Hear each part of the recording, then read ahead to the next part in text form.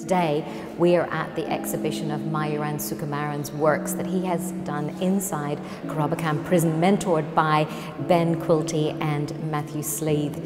It is a very poignant moment, and even though I was here yesterday helping with the preparation, walking back in today and looking at the boys, looking at Andrew and Mayu, and just seeing them and going, we are so proud of what they have now achieved. We are proud of what they've done with their chance to live at the moment. We don't know what the outcome to their future is. We trust and we pray that they will not be executed, that they will have a chance to live.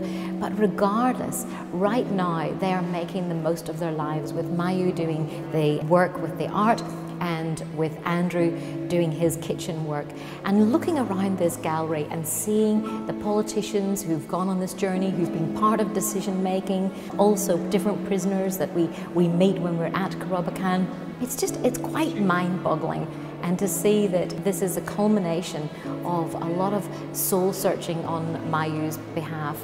And of course tonight we're looking forward to many people celebrating this landmark, which is not so much a landmark about the art, it's a landmark about hope. It's a landmark about rehabilitation. It's a landmark that people can change, and people do change. And not only that, when they do it well and they do it thoroughly, they take other people on the journey, and we're so glad that we're on this journey. Tonight's a very special night in that it's the first presentation of the works Myuran's been doing in the art room. It started a couple of years ago when Ben Quilty and I started doing workshops in Kerobokan, and starting to see Mayu as a very interested and very rawly talented artist, and sort of take it further to what he might be capable of and what his ideas might be and how he might explore them. And when I think about it, it's really only 4 years he's been painting, 2010, and maybe only since 2012 he's become quite serious about it. And that would roughly approximate sort of an undergraduate art course. And so when you think about where a lot of people are when they finish art school and where Myuran's sort of at the moment with these works, it's a really amazing achievement and a really quite moving achievement for me to see where he's come from and where he's going. And what has most moved me has been the person Myuran's become through this process.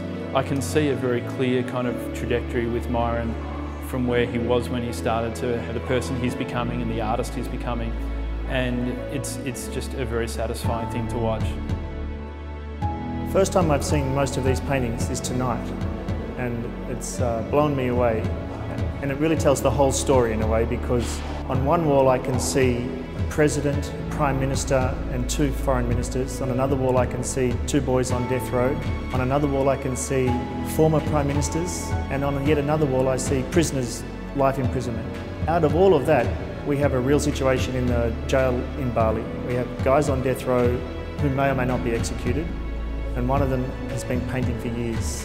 What we're seeing here is an example of rehabilitation by someone on death row, and that rehabilitation has enormous consequences, because he may or may not be killed. Whether or not he's killed, he's turned his life around. And the people who decide whether or not he's killed are actually represented by him on the walls in this room. Drawing it all together into one art space is a totally new experience for me, and it's deeply emotional, frankly, and it's fascinating to see.